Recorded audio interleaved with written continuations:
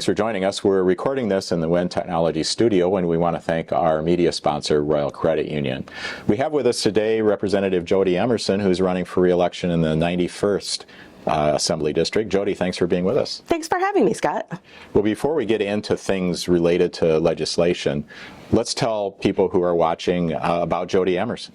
Yeah, so born and raised in Eau Claire, proud graduate of Memorial High School and Eau Claire Public Schools. My husband Julian and I raised our family here. We now are empty nesters, but new grandparents actually. So that's the fun and exciting thing in our lives, a little boy and a little girl. So we're having a lot of fun spoiling them right now. So. All right. Well, you first ran for legislature in 2018, and you want to continue. So why have you decided to run for re-election? You know, I think that there's a lot of things that my to-do list is left undone. But bigger than that, for me, running for office is just another step in public service. With our girls growing up here, both my husband and I have always been really, really involved in whatever they do. PTA, Girl Scouts, soccer, band association. I've been involved in our neighborhood association and other things like that. And as the kids grew up, was looking for the next way that I could give back to my community. And I looked at this and said, I think this is the next step. So have been doing this, first took office in 2019. So if the voters decide to send you back to Madison come January, there'll be a new session, a state budget to be considered. What are some of the personal priorities you would have in the legislature come January? Yeah, I think this year this coming session, we're going to see a lot of different faces in the chamber. A lot of people have stepped back and retired. So there's going to be a big learning curve for a lot of folks. With the new maps, I think we're going to see a different makeup of the legislature as well. And so I'm hoping to not only continue the work that I have done on housing and public education, especially the higher education piece, but I think one of the first things that I would like to get through that I hear all the time is protecting women's health and reproductive rights. On the doors all the time, I'm hearing about how we need to make sure that that is solid here in Wisconsin. I think that is a top priority. It's not just a Democratic priority, it's a top priority of a lot of women, that making sure that people have access to the health care that they need to protect themselves is critically important.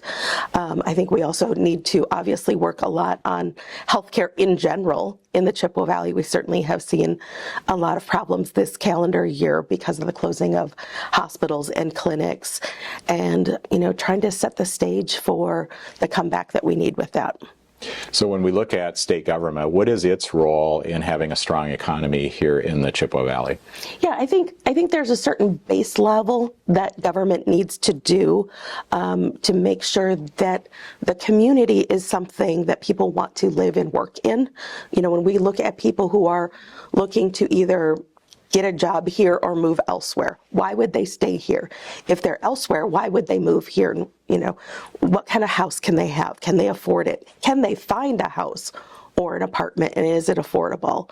I was proud that we passed $500 million in a revolving loan program this last session, for workforce and senior housing, and I think we need to build on that because, in particular, here in the Chippewa Valley, our inventory is really low for what's available. And so people, first of all, need a place to live. And so how can we help that? But then you also look at the other things that make life great. What kind of schools do we have? What kind of extras are there? Are there good outdoor recreation areas? Are there, good things to do after work? You don't want to have a life where you're just going to the office, going back home, going to the office, going back home. And so what is the recreation that we're doing here in the Chippewa Valley? And I think both Eau Claire and Altoona have had some really great things, putting new parks in, boardwalks, bike trails. We have all kinds of arts around, especially in the summer, all kinds of outdoor music to listen to, things like that. And I think that's what makes the Chippewa Valley a livable place. And that's where, making sure that that base level is here. I think that's the role of government, not to necessarily say, here's a $20,000 payment for moving to Eau Claire or something like that. That's not, I think, the role that we should be playing, but it's to make it so an area is a good place to live. All right. Well, thanks, Jodi, for joining us. And we encourage you to study up on the issues and cast your right to vote on November 5th.